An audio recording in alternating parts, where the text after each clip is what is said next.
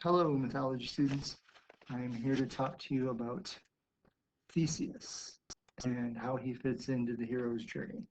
So let's jump right into it. Again, if you have not read the chapters and if you have not done the study guides, none of this is going to make sense. Hopefully, the rest of it will. Okay, so we're going to start with his separation and transformation because Theseus has a very weird backstory. Theseus is the son of three different people. So here you see on the left-hand side, this is the king of Athens, or at least he's the prince of Athens who later becomes the king. That's Aegeus. This is his mother Aethra. And over here, this guy with the trident, that is Poseidon. So Theseus actually, like Bellerophon, has two fathers because the Greeks have no idea how biology works. So from the very first, Theseus is different. He is the son of Poseidon. That means he can breathe underwater. That's pretty cool. But he does not figure that out until much later. So he grows up not knowing that he is the son of Poseidon. So let's talk about wise guides. Obviously, having Poseidon in your life is a good thing, but Theseus is raised in the cave of Chiron for his own safety, to make sure that he is not accidentally assassinated by somebody seeking to destroy the heir of Aegeus. Chiron gives him, the whole range of training here. Here, of course, Chiron is teaching him how to play music, but that's not the most important thing. Lots and lots of stuff, including a weights training program, because Theseus, in order to come of age, he has to lift this huge rock and find the symbols of his birth under them, a very distinctive sword and sandals made of gold that he is going to wear to Athens. I would also like to point out that later on in his life, Athena is going to be a wise guide to him.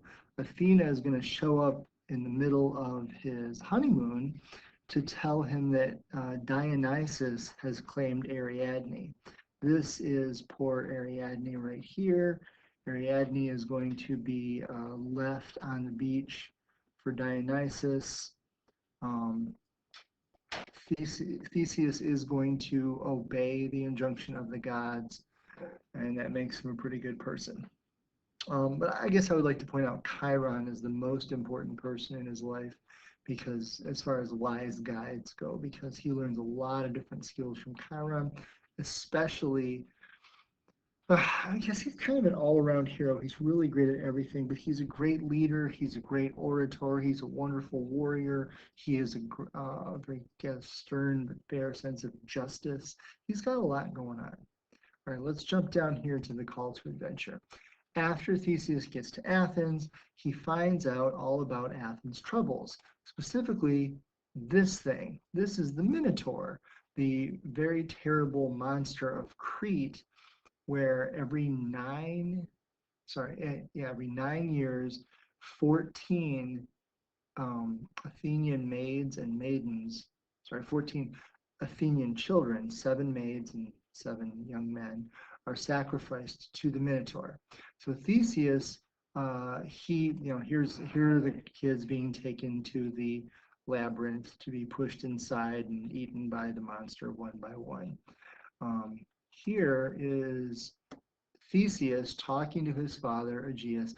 This is King Minos in the background, by the way. This guy right here, that is Minos. He has come himself to get the tribute.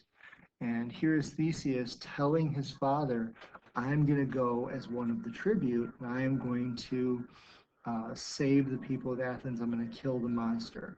And Aegeus says, oh, but how will I know that you're safe? And Theseus says, I'll change the black sail on the ship to a white sail. And of course, that does not work out too well, as you well know if you paid attention during the chapter.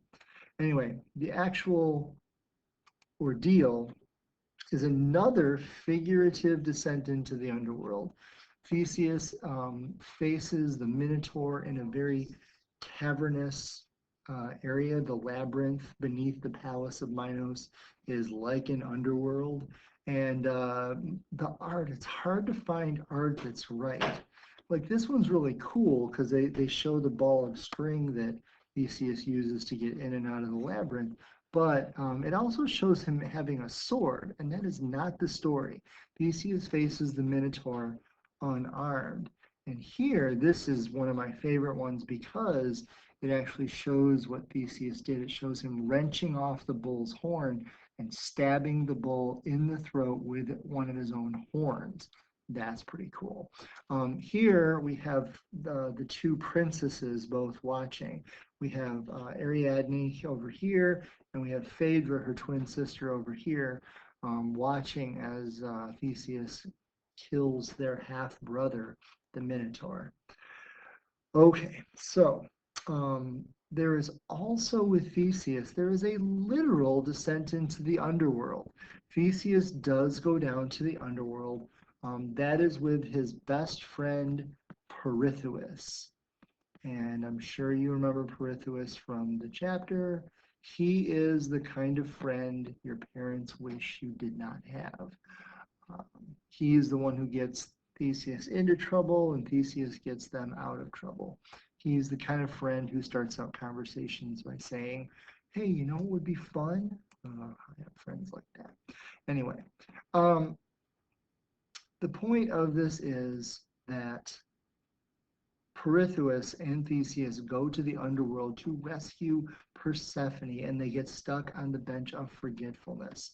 Here is Heracles, this is Heracles over here, rescuing Theseus over here off the bench of forgetfulness. There's no art that I am aware of that shows actually Pirithous on the bench, but Heracles is not allowed to free Pirithous. And so Theseus, in addition to losing almost everybody else in his life, he loses his very best friend to the chair of forgetfulness there in the underworld. So he does have a literal descent into the underworld, but his more important one would almost have to be the figurative descent where he's fighting the Minotaur. But it gives you some things to talk about. Now let's talk about maturation. Theseus, as you read in the chapter, he is extremely important to the city of Athens, to the point where the city of Athens says nothing without Theseus. That is their motto. And that is kind of a tribute to all the things that he learns along the way. Nothing without Theseus. They're saying that we, Athens, would be nothing without Theseus. So some signs of his maturity. Um, Early on, when his father, he doesn't change the sail, and his father Aegeus throws himself off the cliff. And Theseus, of course, is responsible, sort of, for his father killing himself. So, in order to atone for his blood guilt, he gives up the throne. He doesn't leave the city and start a new city like Perseus did. Instead, he starts democracy. He turns the city over to the people. Theseus will still be commander in chief, and he will still be, in charge of the welfare of the city as first citizen, but he's not really a king, and that's really important. The other thing I would like to talk about is his compassion for others. Having been responsible for the death of his father, he understands guilt. He understands, and so he makes Athens into a haven. Um, he makes Athens into the kind of place anybody can come to and start over. Hey, you've been exiled from another city state, you've been kicked out of a perfectly good city somewhere else, come to Athens. They will forgive you and start over. Theseus literally opens his doors to people who want to start over and gives them another chance. The idea that the strength of Athens comes from its open doors. If that sounds familiar to you, then you might be familiar with the plaque on the base of the Statue of Liberty. Give me your poor, your tired, your huddled masses yearning to be free. Guess where we got that idea, Americans? We got that idea from Athens, and we get it from Theseus and his compassion for others. Now, the end of his life, there is another chance for him to prove his maturity because Theseus screws up. After he exiles his son, wrongly. He does not give his son Hippolytus a fair shake. Now, to be fair, Hippolytus is a terrible person. But Theseus curses his son, is responsible for his death, and then Theseus exiles himself from Athens. He doesn't want to bring the curse of his own blood guilt on the city that he loves, and so he leaves and he goes to the Isle of Skyros. Now, this is actually a picture of modern day Skyros. I know it doesn't look very modern, but there you go. He goes to see his old friend King Lycomedes, but he does not tell Lycomedes about his blood guilt. Theseus has been sort of wandering from place to place, and he's been rejected everywhere. So he kind of falls down on the job, and he doesn't tell Lycomedes he is carrying blood guilt. So Lycomedes gets a visit from Hermes, and Hermes explains that Lycomedes needs to kill Theseus. They go up on this hill, and basically Lycomedes asks for Theseus's advice, saying, hey, Theseus, hypothetical situation. If Athens was in danger because some schmuck brought blood guilt, what would you do? Theseus knows exactly what he's talking about. Theseus says, I would throw that man off this cliff. So he basically invites his good friend to push him off the cliff. Theseus plummets to his death down here, and just then a ship shows up from Athens. Hey, we want Theseus back. And so they give him a huge funeral. They enshrine him. He goes to the Elysian fields. Theseus will indeed be one of the great heroes. Off to the Elysian fields for him. And in that way, Theseus will be one of the greats. So he gets to go to Elysium. All right, that is how Theseus fits into the hero's journey. Hope you had a good time. Talk to you soon.